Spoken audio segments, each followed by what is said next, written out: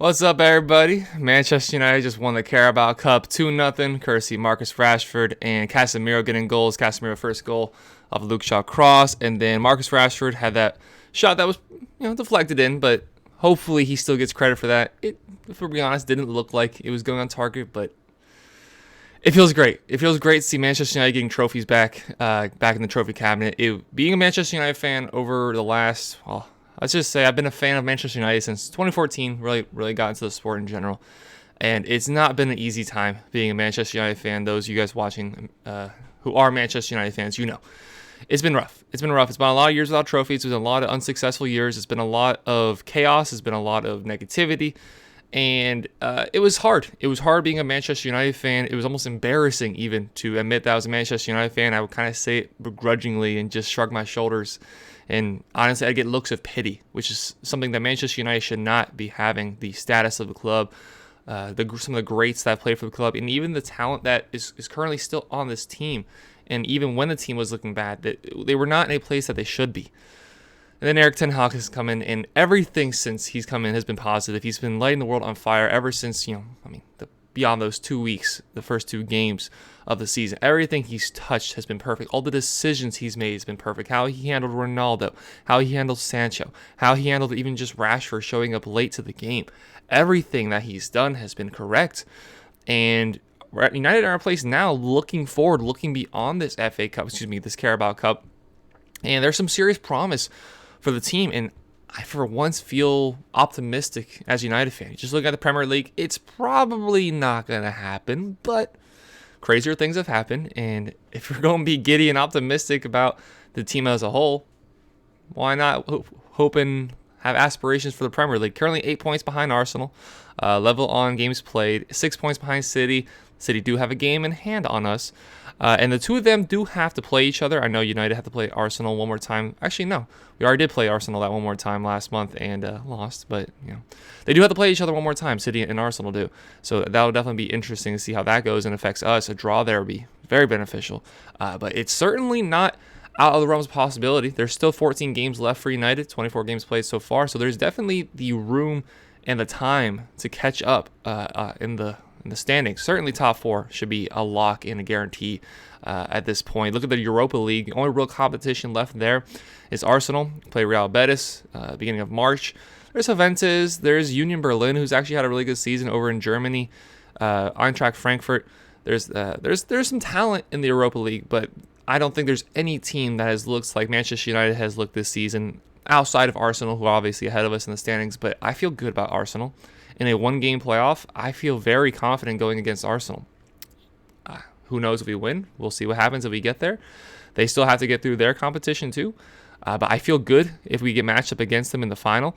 You look at the fifth round of the FA Cup that we're in now. The only real competition again left in that is City and Tottenham Hotspur. Chelsea's already lost. Liverpool's already lost. All you really have left are those two teams. There's Leicester City, but not a lot of competition in that either. United seriously have a good possibility of winning a treble. It's not the treble you necessarily want. It's not the 99 season where you're winning the FA Cup, the Champions League, and the league. That's not obviously what we're looking at. It's the Europa League. We definitely just got the Carabao Cup. So Carabao Cup, the Europa League, maybe the FA Cup. And if things just roll the right way, you're looking at a Premier League trophy. And then just beyond that, the growth that's going to go on even into next season. Because what Ten Hag has done, bring in players. Again, nothing short of perfect. Bring in first-team players that have immediately had an impact. Who's going to make an argument that Casemiro isn't the best midfielder in the world right now? He's not just a deep-lying holding midfielder. The progressive passes he makes, getting into the box on crosses like he did for Luke Shaw's free kick. Again, nothing short of perfect. Lisandro Martinez, is he too short to the Premier League? Nah, it doesn't look like it. Looks like he can handle himself very well. Him and Varane have been the best center-back partnership in the world, in my opinion, so far.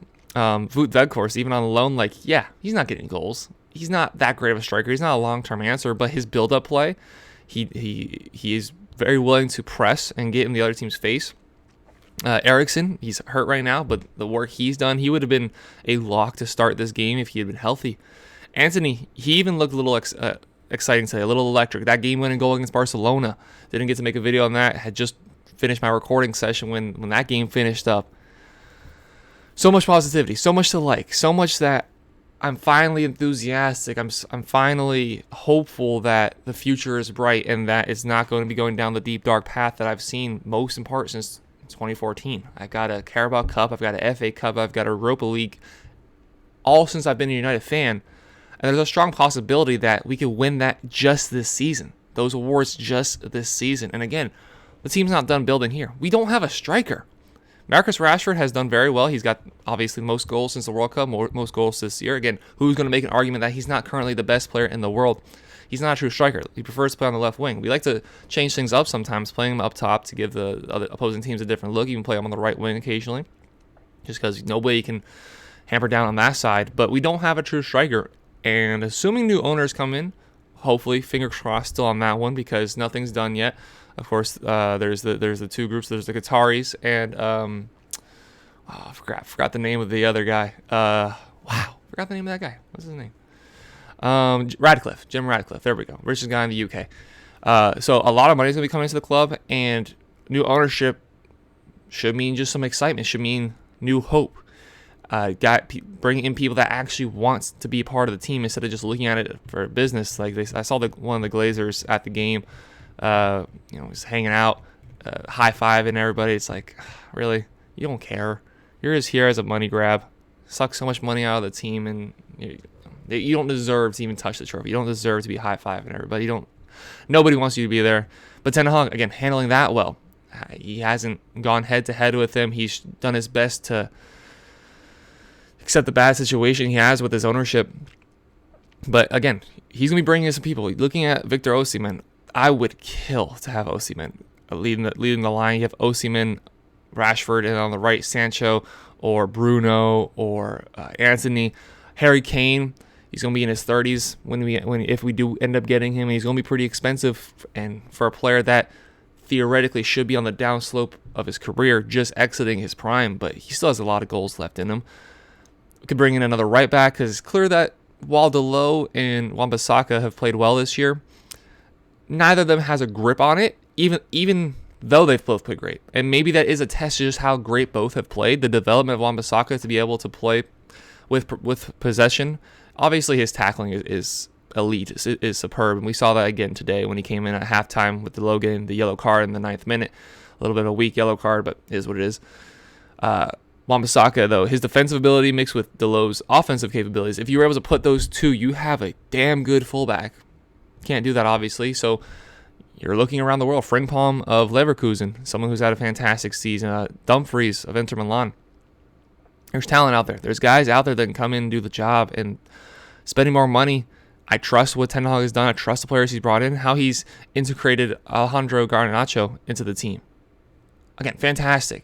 Bring him in as a super sub because, he's not quite the finished product. He's got a lot of talent, and he's very attacking.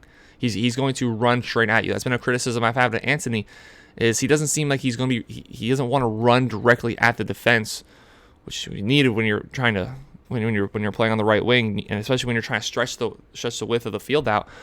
Bruno's actually held as a right winger held his position on the right wing more than Anthony has. He's held his position out wide, I should say, more than Anthony has. But it's just so much to like, so much to the future. I'm allowing myself to believe.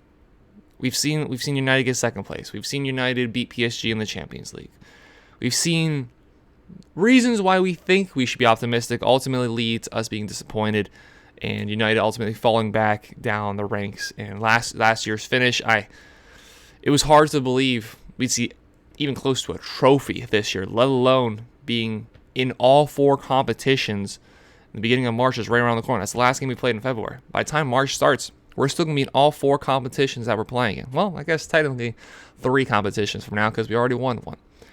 Never thought that would have been possible looking at where the team was last year. I love the progression of the team. If you're a United fan, please tell me, what do you think of the team? What do you think of the progression, what we saw today?